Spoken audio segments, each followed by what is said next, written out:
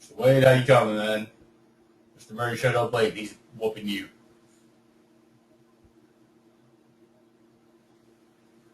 I did not, but I'm going to check it right now.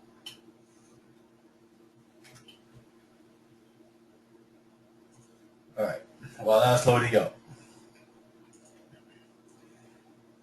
So here I'm going to put in the error value. So we initialized error, and we're going to put in error equals step point minus. Now this should be IR read, right? Not potentiometer. This is my bad. This should be IR read right there, not pot. So pot should equal IR read. Because this is the actual sensor data. What did I just do?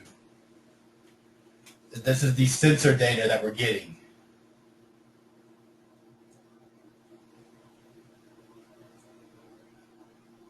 Okay, Mr. Murray. So another thing, I'm going to put hands down to. A lot of people in this class did not email me with your choices as far as what you would like to do after class. After this robot section, I gave you the option of calculus, Unity, Kerbal Space Program. What else? Shoot. Oh, Minecraft modding was an option. Airplane stuff, flight was an option. So send me an email with your 3 lists. Or if you want to add something else to that list, that's fine. Just make sure it's sciencey. Don't put in cooking. I can't really teach you cooking over the internet.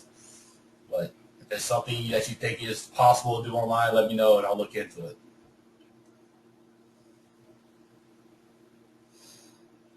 All right. Raise your hands when you got this bit of code.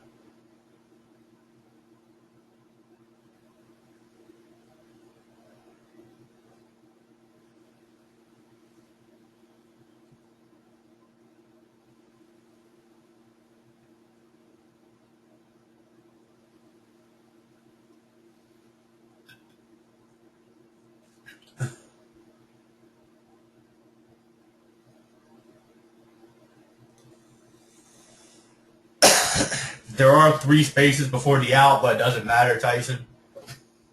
Good call. I didn't even notice that.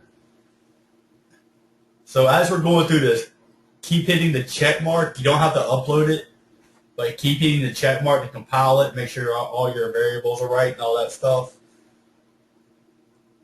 You can upload it too, that's fine.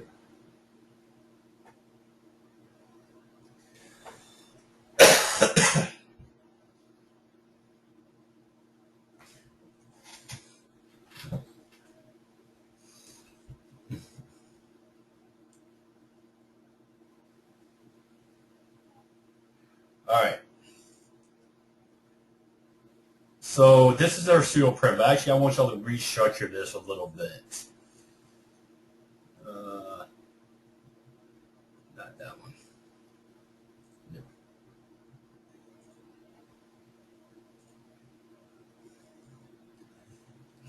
So I want y'all to add all of this here real quick. And if you're really, really smart and clever, you'll just make one of these and then just copy and paste it.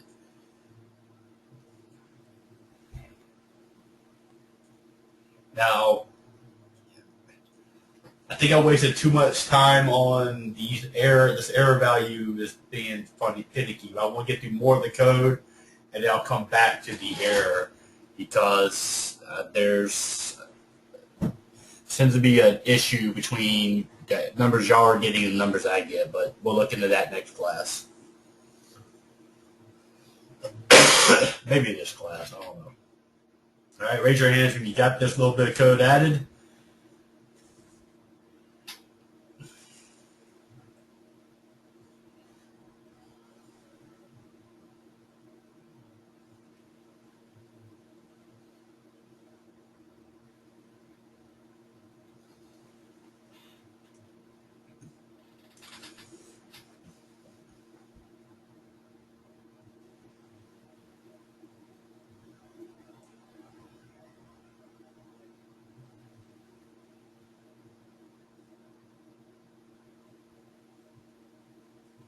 Doesn't matter how many slashes. Just only reason I'm putting those slashes in there is to separate the error value from everything else. Just put a bunch in there. I'm crazy with it, but I just held like the slash button down for like a second or two.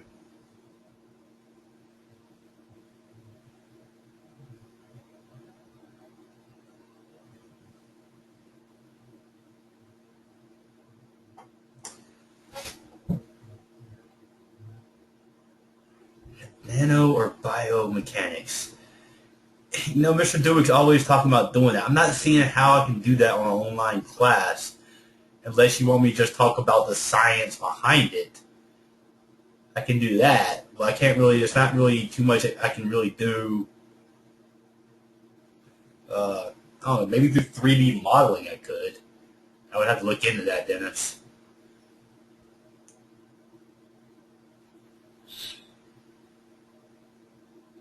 Huh. I wonder if I can throw in biomechanics, modeling a human body, and the golden ratio.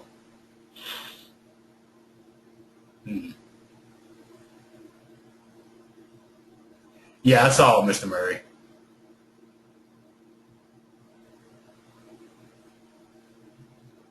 What you know about the golden ratio, Celsi?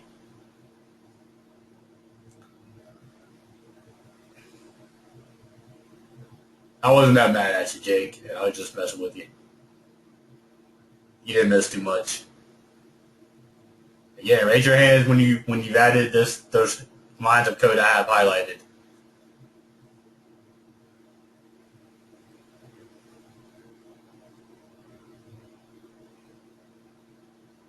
Ow.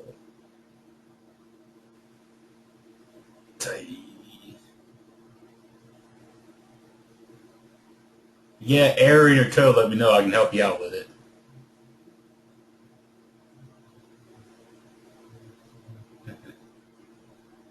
All right, Tyson.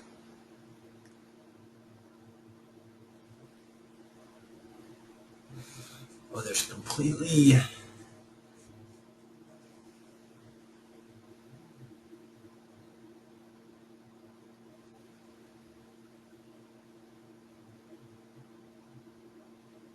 Really? I did not know that, Celsi. Huh.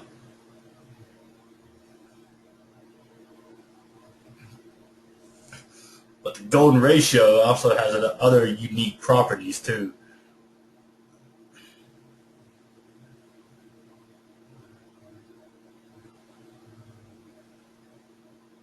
Serial print line error? How did you define error? Is it spelled correctly everywhere? You spell serial right? Yep. The golden ratio is also a ratio between a length of something and a width of something. So you can actually measure the golden ratio is actually uh, the length of from your bottom of your hand to the tip of your middle finger. And if you divide that by the width of your actual palm, that's also the golden ratio. And it's also I can't remember if it's your arm stretched out or the length of one arm versus your total height. That's also the golden ratio. All right, if you try to, yeah, I'm not going to get all the code, Tyson, so you're going to have to email it. Email me this code when you're having errors like that, because I don't get the entire thing when you do that.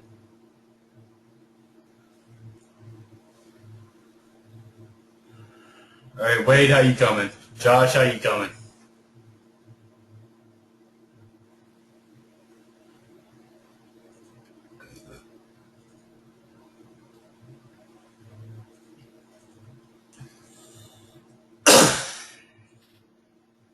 All right, let me see what's going on with Mr. Tyson here.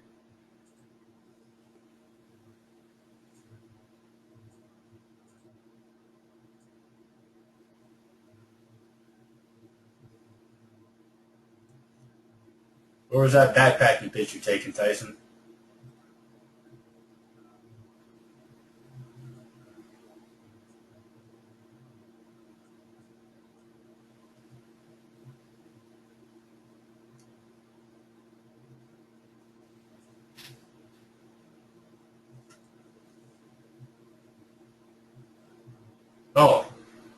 Missing a semicolon right there.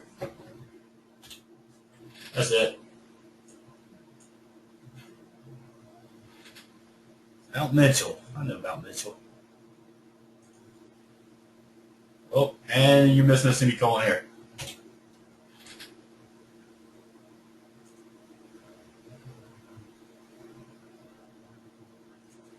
All right. Now you can't go ahead and upload this code, but I'm gonna move on to. Don't worry about this yet. So here we have the E of t in there. That's our error value. But we did not put in this KP thing. Now, what this KP is like a scaling factor. Because anytime you just multiply a number by something, you're just, increasing it or even decreasing it if you multiply it by a decimal. Right? So that's all this KP is. Now, and to be honest, I'm actually not really sure if we're going to use this KP value, but we are going to code for it. So how do we make a multiplying factor not affect an output?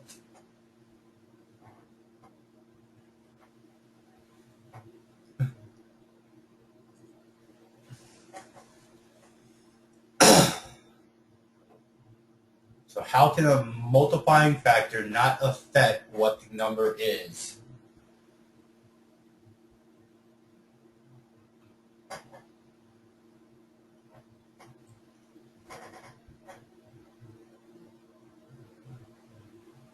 If you multiply something by 0, you're going to get 0.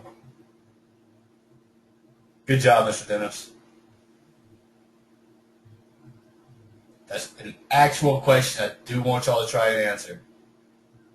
Good job, Celsi. What number can you multiply by another number that does not affect what the other number is? There you go, Tyson.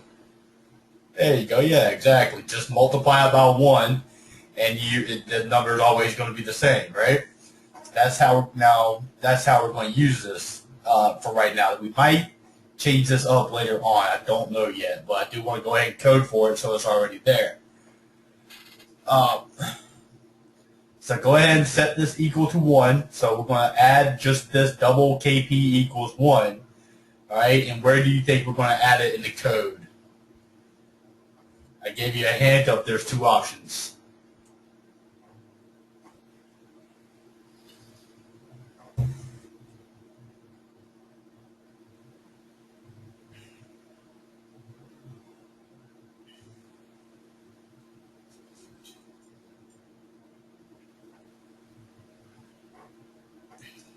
It's not constant. Not constant. Well, raise your hands when you got that one line in there. Then I know I can move on.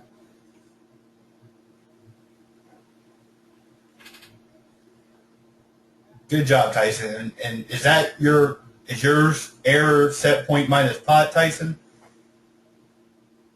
It should be minus IR read.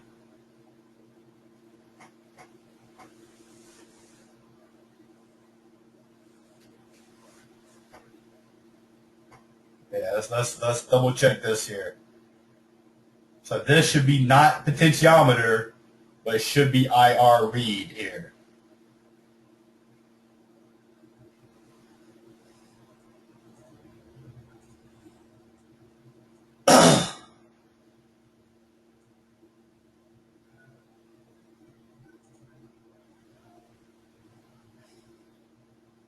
Yep, there you go. All right. So there's 2 different options. Here I'm adding it straight up to the output. I could have added it to the error and it would affect it the same way. Now keep in mind that this code, this KP right now is not doing anything. It is just multiplying it by 1. You could do it that way too, Tyson. You could just easily do,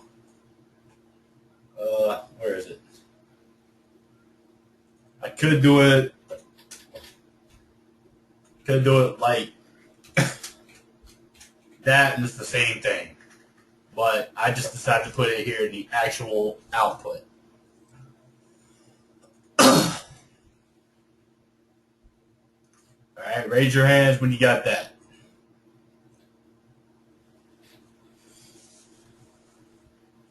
Cool.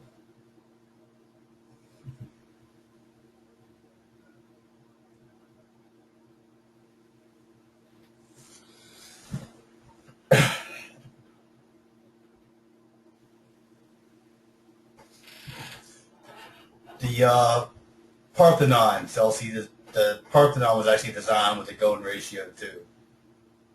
But that was actually the golden ratio, even though it just happens to be visually aesthetic. It might be one of those accident things too, but the Parthenon, the Greek Parthenon was developed with the golden ratio as well. It might have been because, well, I don't know.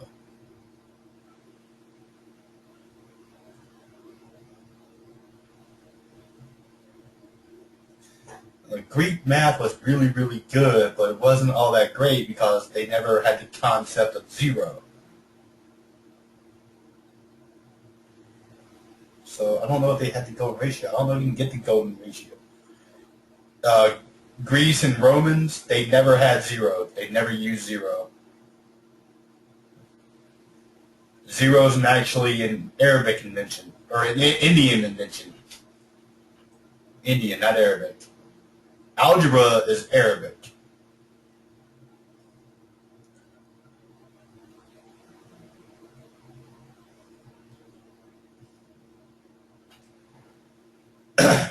Come on, y'all. Raise y'all's hands when y'all add KP to the code. That's all you gotta do.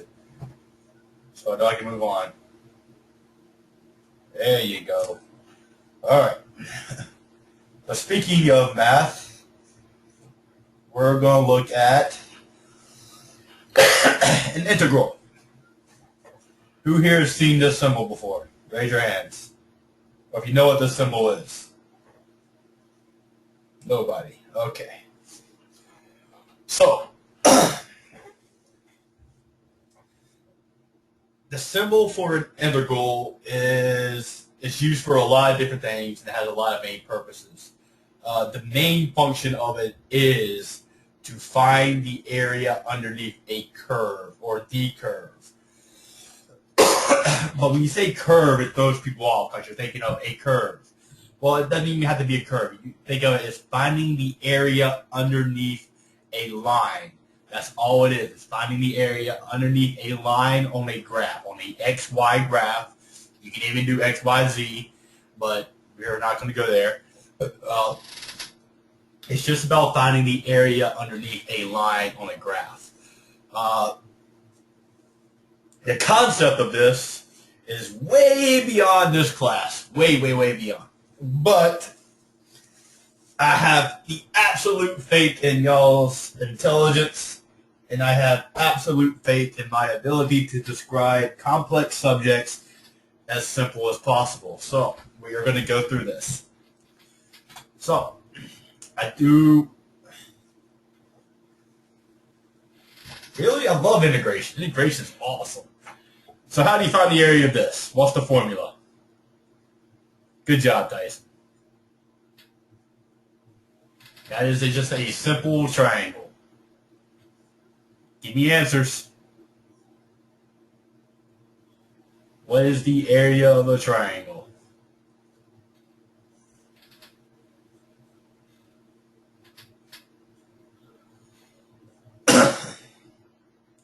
Good job, Mr. Roseman.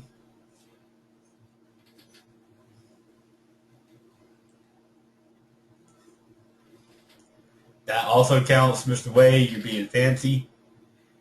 Completely wrong, Jacob. Mr. Murray. There's the law of cosines. You can do that, but you're being overly complicated.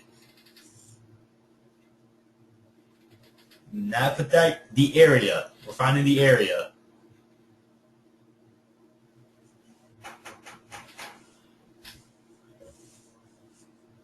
Right. Who did not answer? You're right, Josh. Good job. Good job, Dennis. Wait, did you give me an answer? You did. Dennis, you gave me an answer. All right, cool. Everybody gave me an answer. All right, even if it was wrong. All right. So the area of a triangle is just simple 1/2 base times height. Area of the square divided by 2. Both of those work. All right, I'm glad everybody answered. I would have to take all away. I didn't want to take away anybody's worthless internet points. But everybody at least answered it, so let's move on. So let's look at the graph of a line. And this is a simple line of y equals x. So if y equals 1, what does x equal?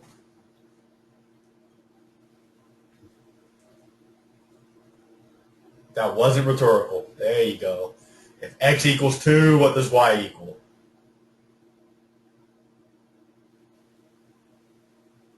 Are you being funny, Tyson?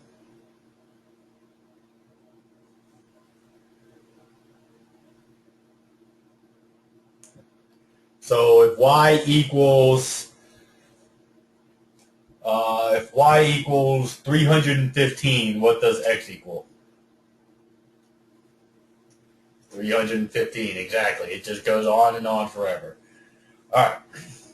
So this is just a simple line. Let's move on to the integration of x. So what power is x raised to, even though you can't see the number?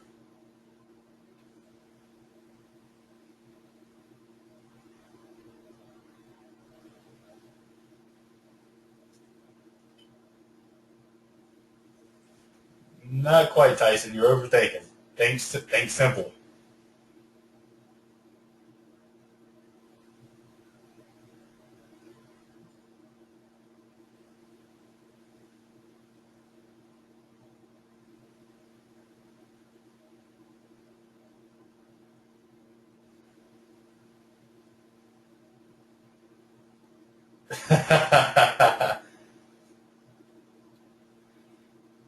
Exactly. X is raised to the first power. Most of y'all see that. So even though it's not there, you automatically assume a 1 is right here. That is a really bad 1. But there, you automatically assume there's a 1 right there.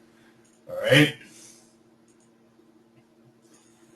So even though it's not shown, the power is raised to 1. Now for a hard question. Right? What is 1 plus 1?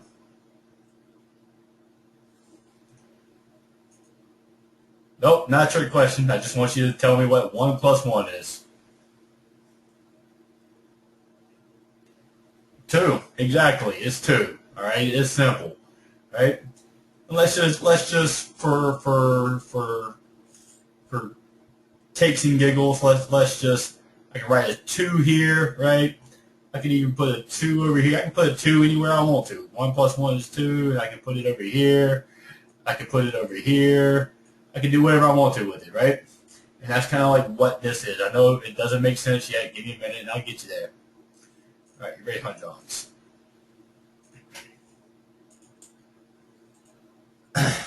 So the actual integration of the integration of x is x2 divided by 2. So when you added 1, you added 1 to here, and it equals 2. Whoops. 2. And then you just take this number, whatever it is, and you bring it down here. All right, this is known as the power rule. Now this also works for just any variable. I could say x to the 5th plus, or I'll say minus just to be funny, x to the 31st plus x to the 99th. And the integration of that is the same concept. You add 1 and you move the number down. That was horrible. So it's x to the 6th over 6 plus, or actually minus, not plus. Oof, that's about to be a big mistake. Minus x to the 32nd over 32. And what's the last one going to be?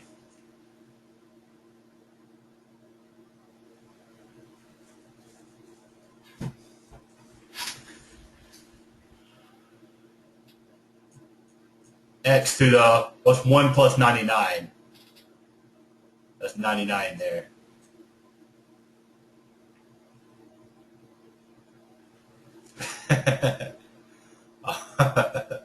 A 100, exactly. 100 over 100.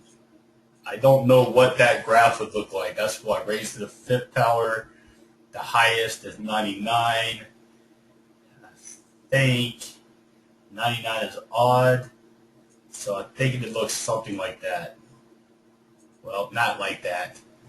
Something like this. Actually, I can find out real quick, because now I'm curious. Ugh.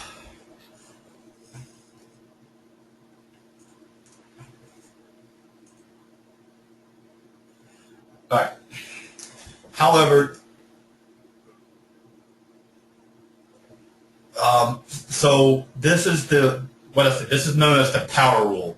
This is one of the easiest rules in calculus, but it's also one that's used the most.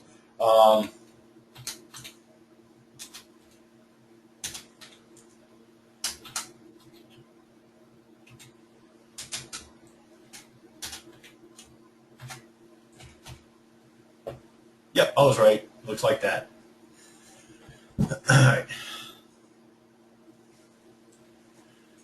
All right. But it's also one of the ones that's used the most.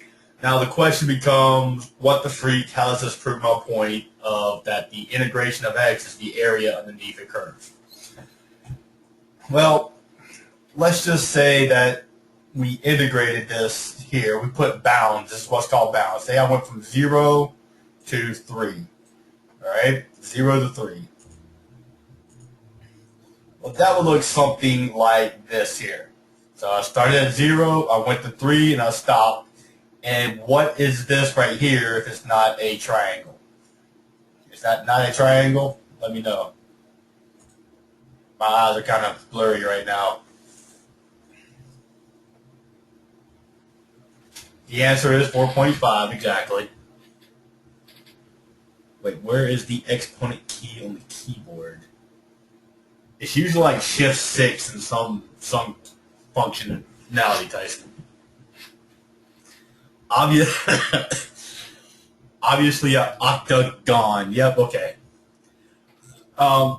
Yeah, so this is a triangle, right? And this is just the integration of x, or a line of x. And I said that the integration of x is the area underneath here. And what is the area, but if it's not all of the sum of the squares in the middle? Now, some of y'all have already deduced that this triangle is actually 4.5, which it is. So you have one square here. So I have 3 squares all together right here. Oops. There's 3. If I take that one, put it there, I have 4 with 0.5 left over. So the area underneath this is 4.5 squares. I don't know what unit these are in. Radiation boxes. Talking about black body radiation? That's a whole different concept. All right. And so this power rule, by the way, this comes from Newton. Hopefully y'all know that guy who invented gravity. He actually came up with this whole power rule thing too. So the area underneath this is the sum of all those squares, which is 4.5. I'm going to ignore that slide because that slide's really confusing. All right. So if A is the area of a triangle, or if the area of a triangle is 1/2 base times height, but if base equals height, couldn't you say base squared or y squared, or raised to the, not squared, raised to the second power, or height cubed, raised to the cube, second power. So it can also be written as 1/2 base raised to the second power. But if they're both exactly the same, that is the same thing as saying x squared over 1/2. Are y'all's minds blown, or are y'all completely confused?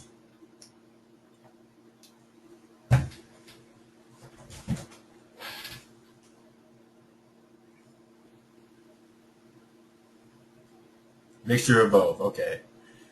I have no idea what you just learned to me, but this makes more sense than making a graph, a Ferris wheel, or whatever I learned today in pre-cal.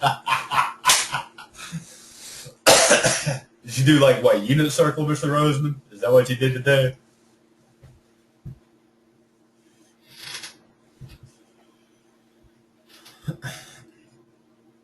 All right. So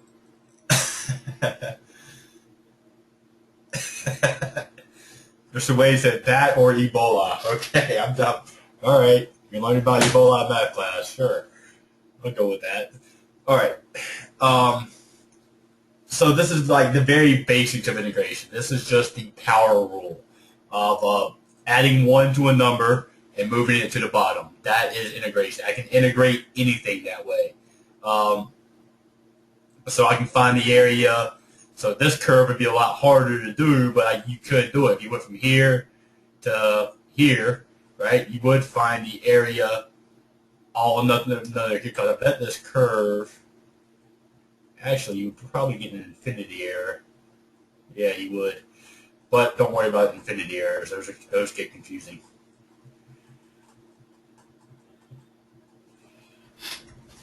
It would be the same even if I used cosine of x plus 5.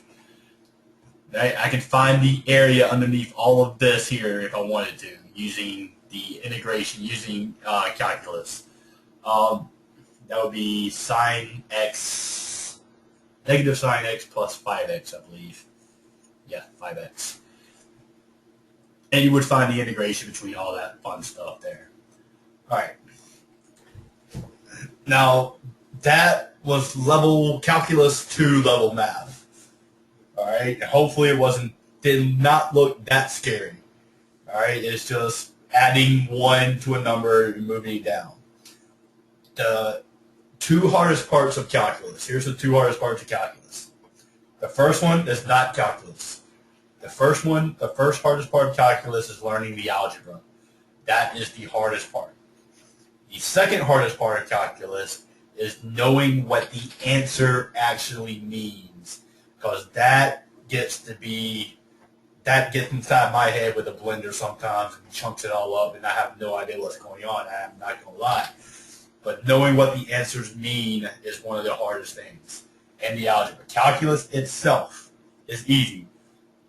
If you can add 1 to a number, which all of y'all proved that, if you take 5 minus 1, what's 5 minus 1?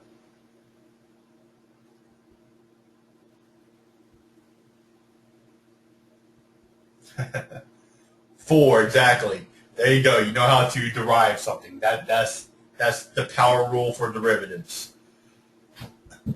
Josh, you're just being an anarchist. All right? So, back to the code.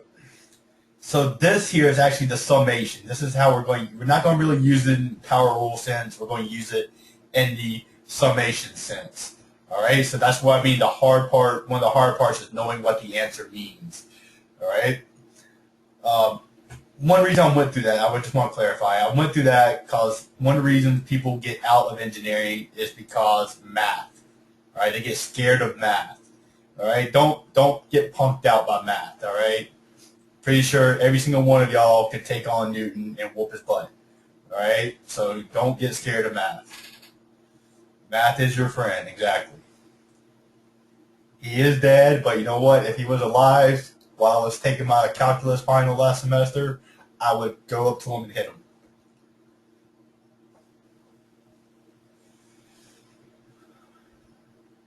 I don't care if he didn't invent gravity. All right.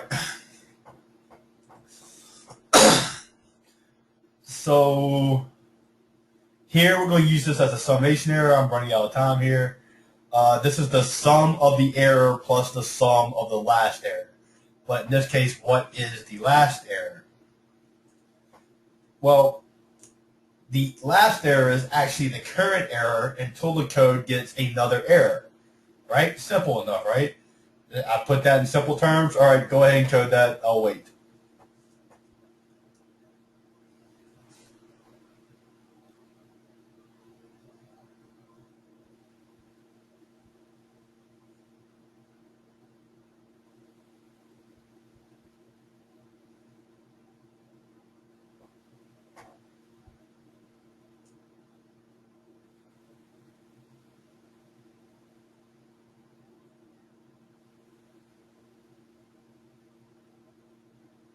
KB error was KB error.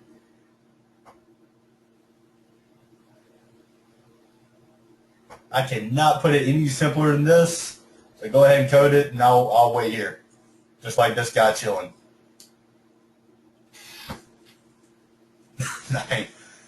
9 plus 10, I think that's 95, right?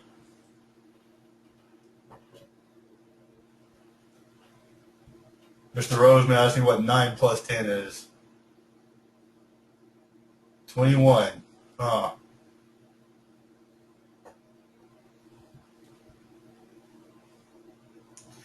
Is that some like mathematical proof or something, or 910? All right. So this code is actually pretty simple. Go ahead and add up this here. We're going to put in our ki, which is going to be our multiplying factor. And then the integral factor, or we're going to initialize the integral variable. Go ahead and add this. Raise your hands when you have it added. Now, with that being said, I do want to point out something that I see a lot and it irritates the bejesus out of me. If you add up all the numbers between 0 and infinity, you do not get negative, 1/12? I think it's what they say it is. There's an actual mathematical theorem that says if you add up all the numbers between 0 to infinity, you'll get negative 1/2. That makes no freaking sense. So, and it's actually based off integration. That's why I mentioned the theory. But you can actually prove it mathematically, but just because you prove it mathematically does not mean it's true.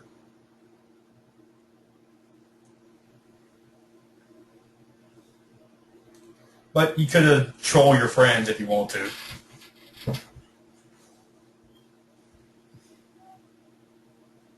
Actually, that would be a good troll that y'all could do. You can tell all your friends that you add up all the numbers between 0 and infinity, you'll get negative 1/12. If you actually Google that, you'll actually come up with mathematical proofs that actually say that it's actually true.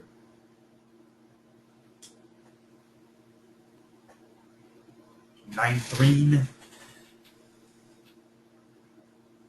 Like wormholes.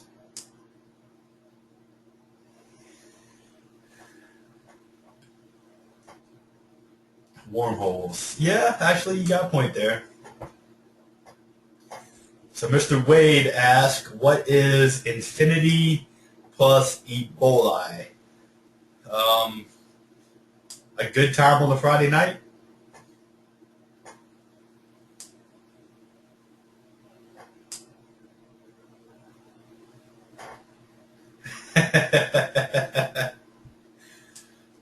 You got Tyson said 0.2. Dennis said a very bad infection. Mr. Wade said most of my life. Josh said Saturday Night Live. What do you think, Celsi? What is infinity plus Ebola? Dividing by 0.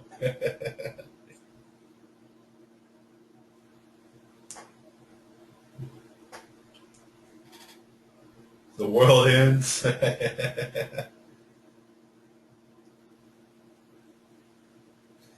All right, raise your hands when you got this 2 lines of code added so we can move on. Yeah, I'm not going to get to the other part today. But I am going to assign some homework. It's fun homework. It's homework.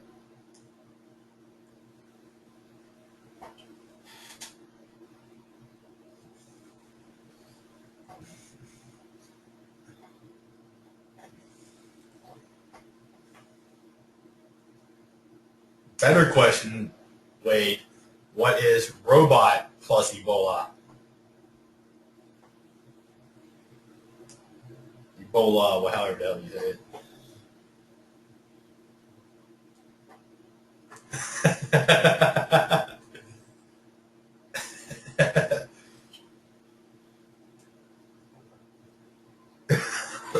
Robola? Alright, okay, everybody got that typed in. Alright. So here's going to be the last part we're going to do for the night here. Just add in this part here. So as you're adding this, I'm going to explain this code a little bit because this one's kind of confusing. Because here I'm saying integral equals integral plus error, but if you think about this code, the first time it loops through, integral has no value other than 0 because we initialized it in 0. All right. So the first time this code loops through, it's your integral is essentially whatever your error is because you have no integral. But as soon as it loops through once, it has that value of integral. And then when it comes back through again, it's taking that integral value, the error, and it's adding it again. All right. So the reason I've actually stopped here because this is causing a major error in the code, and I got to figure it out. But I'm pretty sure this is right. But I think I have to add a subtraction factor over here. I'm not sure. Something funny is going on with this line of code. But so this line of code might change. But go ahead and add it anyway, and then we'll change it later.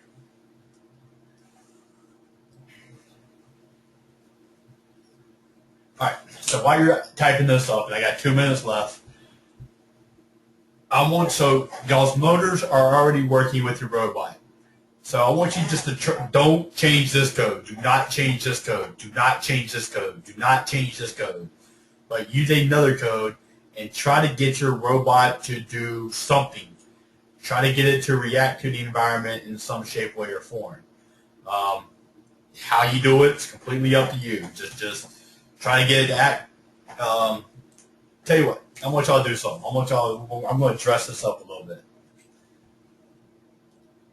I want y'all to have it do something with the robot, have the robot interact with the environment in some shape, way, or form. I don't care how. All right, take a YouTube video it, put it on YouTube, and then email me the link. I want to see it. I know all of y'all at least have probably one email YouTube accounts. Some of y'all probably have multiple.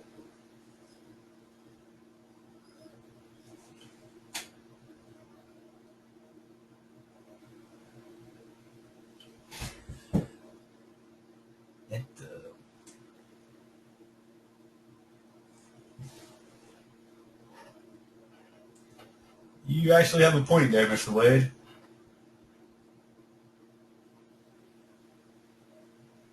Yeah, so you pretty much have a YouTube account when you do a Google account. You have a point, Wade. The problem I'm seeing with that, I might change it to something like that, but there's a propagation error doing it like that.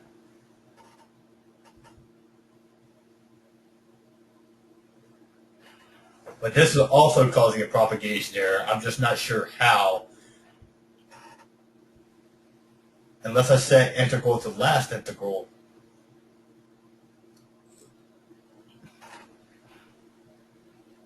If I set integral, go ahead and range. So class is over. You can leave whenever you want to. I'm just kind of talking right now. I'm actually trying to reason through my own code here. I take integral.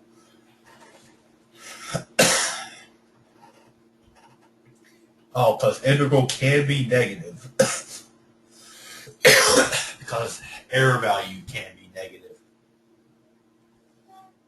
But if integral becomes negative, depending on how I structure the code, it's going to go to positive. So it might be able to balance out that way. But it might be simpler than that, than taking the integral and setting it to an initial value. I got to control the integral value somehow. Right now I'm not controlling it. I'll figure it out. Cool, cool, cool, cool, cool. Ebola.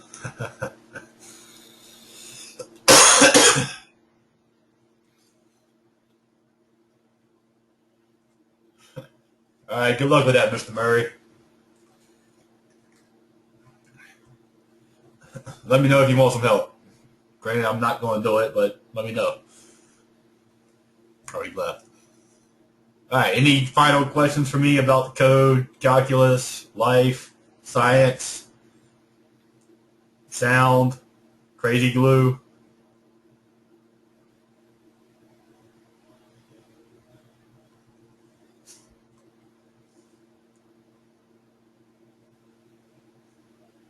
How do you calculate black body radiation? Black body radiation is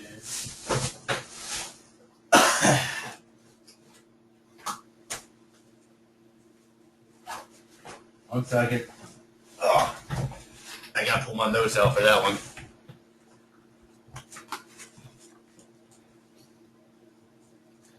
What about my fuzzy math don't you like there, Mr. Rosen? Black body radiation.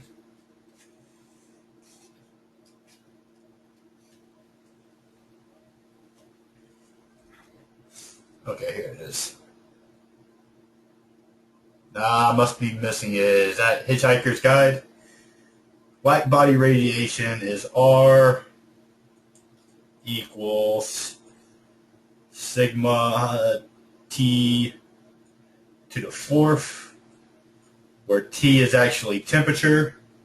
Sigma in this case is, well, sigma is the constant of 5.6 times 10 to the negative 8. So if you take something's temperature, multiply it by the constant, using that you will get, here it is.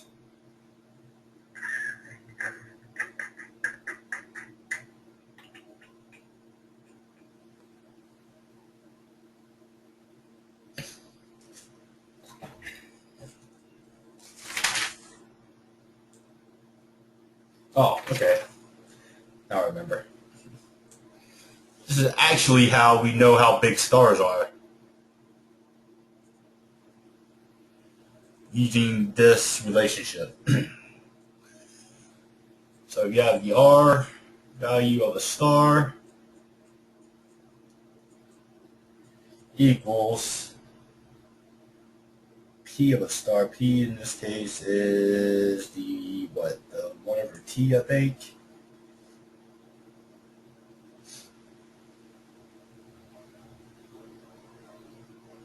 Yeah. P of a star, which is, what is the P of a star? P of the star, 100 P. Right.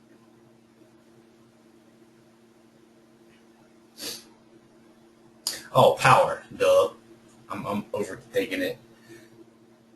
So power over area, and we can figure out the power by its wavelength of light, because this is energy, equals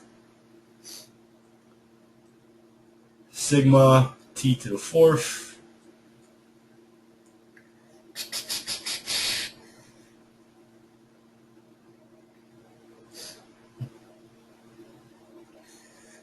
where here, and then we need the reference temperature of our star. So you switch that around to area. Area, of course, equals 4 pi r squared.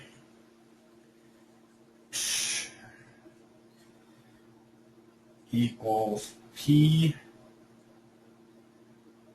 r squared r squared r squared. Oh wait, this is the reference point for our sun here, times the temperature of our sun divided by the temperature of the star. Raise that to the 4th power and plug all that information in. You'll find out how big a star is. That makes sense, Elsie? You got that, right? It's going to be a quiz next week.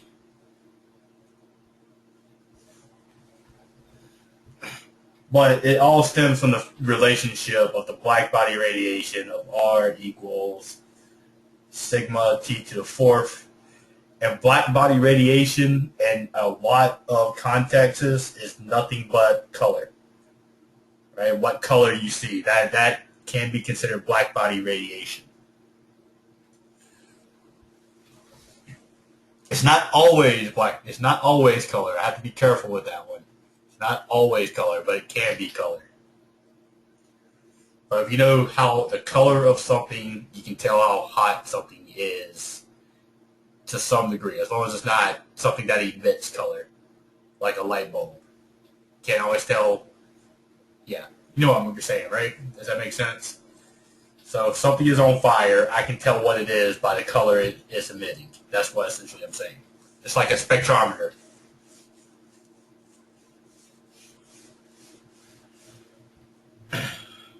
Cool. Any other questions for me? That one was kind of fun. I haven't done that one in a while. I had to break out my old physics book for that one.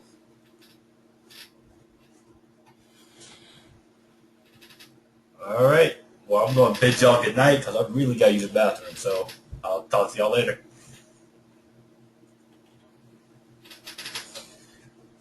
Oh.